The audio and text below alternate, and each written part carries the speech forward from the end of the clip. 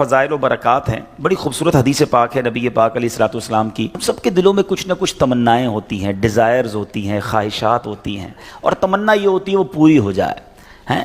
آؤ آج میں بتاتا ہوں، نبی پاک علیہ الصلوۃ والسلام نے ایک فارمولہ دے دیا ہے، ایک زبردست طریقہ بتایا ہے کہ جس سے ہماری آرزوئیں، ہماری خواہشات، ہماری تمنائیں پوری ہو سکتی ہیں. سرور کائنات علیہ الصلوۃ والسلام نے فرمایا من صلی علی فی یوم 100 مرۃ، جس نے روزانہ مجھ پر 100 مرتبہ درود بھیجا، قضى اللہ لہ 100 حاجۃ، اللہ تبارک و تعالیٰ اس کی 100 حاجتیں پوری فرمائے گا.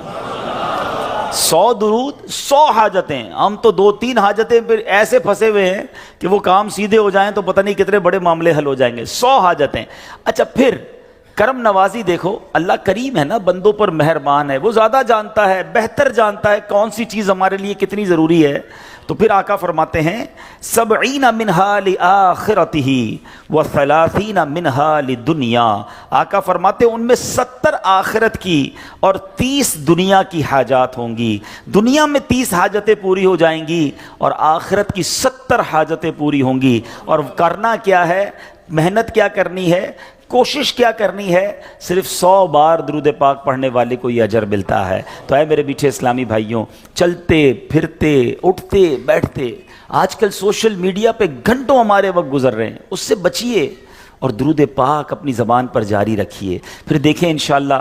بلکہ میں سچ بتاؤں، اگر کوئی ایسا میرا بھائی بیٹھا ہے نا جو پریشان ہے، بیمار ہے، قرضے میں ڈوبا ہوا ہے، کسی ڈیفیکلٹی میں ہے، گھر میں پرابلم ہے، طبیعت ٹھیک نہیں ہے، آپ یقین کریں، آپ درود پاک کا وظیفہ شروع کر دیں اور پڑھتے رہیں. بس آپ اپنی آنکھوں کے سامنے دیکھیں گے کہ چیزیں آسان ہونا شروع ہو گئی ہیں، طبیعت بہتر ہونا شروع ہو گئی ہے، بوجھ ہلکا ہونا شروع ہو گیا ہے، ٹینشن فارغ ہونا شروع ہو گیا ہے.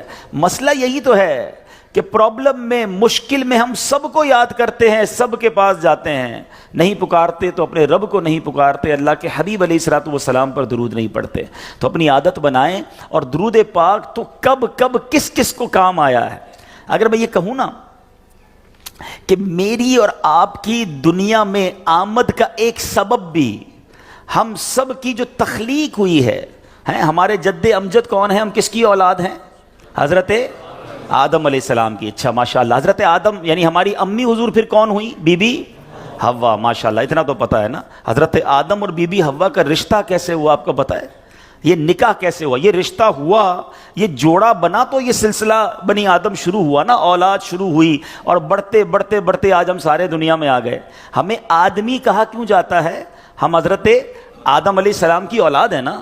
اب آؤ بتاتا ہوں، یہ پہلا نکاح، یہ پہلا رشتہ، یہ پہلا جو جوڑا بنا وہ کیسے بنا؟ سبحان اللہ.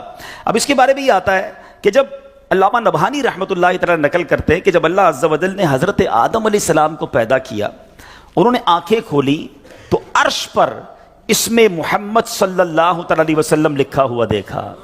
حضرت آدم کے دنیا میں آنے سے پہلے ہی میرے آقا کا چرچا ہے، نبی پاک کا نام عرش پر لکھا ہوا ہے. اب عرض کی اے میرے رب، کیا مجھ سے بڑھ کر بھی تیری بارگاہ میں کوئی عزت والا ہے، معزز ہے؟ حضرت آدم اللہ سے پوچھ رہے. ارشاد فرمایا ہاں، یہ نام تیری اولاد میں سے ایک نبی علیہ الصلوۃ والسلام کا ہے جو تجھ سے بڑھ کر میرے یہاں معزز ہے. حضرت آدم سے کہا جا رہا ہے کہ تجھ سے بڑھ کر میرے ہاں معزز ہیں. اگر وہ نہ ہوتے تو میں نہ آسمانوں کو پیدا کرتا، نہ زمین کو، نہ جنت کو، نہ جہنم کو. پھر جب اللہ عز و جل نے ان کی پسلی سے حضرت حوا رضی اللہ تعالی عنہا کو پیدا کیا تو آدم علیہ الصلوۃ والسلام نے انہیں دیکھا، ایسی مخلوق جس کے مشابہ کوئی اور مخلوق نہ تھی. اللہ عز و جل نے حضرت آدم علیہ الصلوۃ والسلام میں خواہش بھی پیدا کی تو انہوں نے عرض کی الہی یہ کون ہیں؟ فرمایا حوا رضی اللہ تعالیٰ عنہ. عرض کی مولا میرے ساتھ جوڑا بن جائے. ارشاد ہوا تم اس کا مہر ادا کرو. عرض کی مولا مہر کیا ہے؟ ارشاد فرمایا اس نام والے پر 10 مرتبہ درود بھیجنا ہے. جس کا نام عرش پہ دیکھا ہے نا، اس کے نام پر 10 بار اس نام والے پر درود بھیجو. تو کہا اے اللہ میں نے ایسا کر لیا تو کیا میرا جوڑا ہو جائے گا؟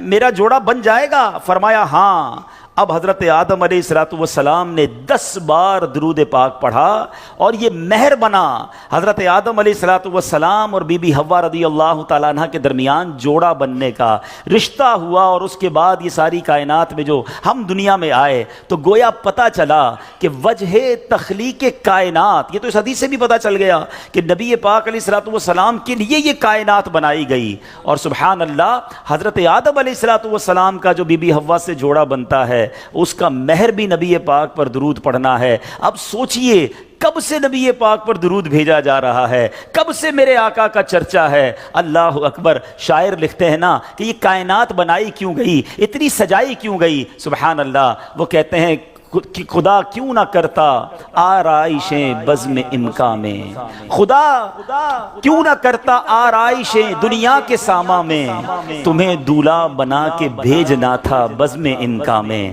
یہ ساری کائنات ہی سجائی گئی ہے نبی پاک علیہ السلام کے لیے۔ مولانا حسن ادا خان صاحب لکھتے ہیں نا، کونین بنائے گئے سرکار کی خاطر، کونین بنائے گئے سرکار کی خاطر، کونین کی خاطر تمہیں سرکار بنایا، ایسا تجھے خالق نے طرح دار بنایا، یوسف کو تیرا طالب دیدار بنایا۔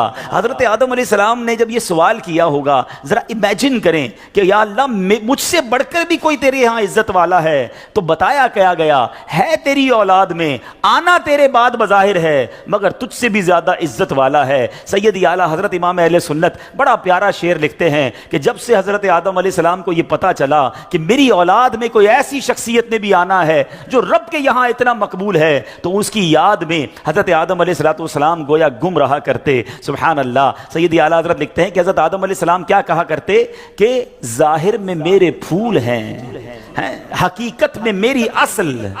بعد میں آنے والا تنے کے تنا جو ہے اس کے بعد پھول آتا ہے نا، کہتے ظاہر میں تو میرے پھول ہیں، حقیقت میں میری اصل، اس گل کی یاد میں یہ صدا ابو البشر کی ہے۔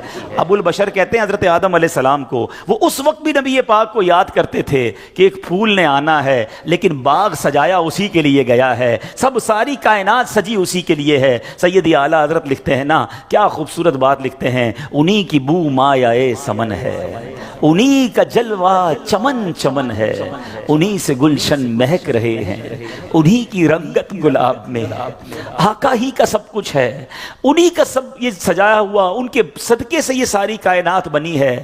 اللہ بس نبی پاک کا سچا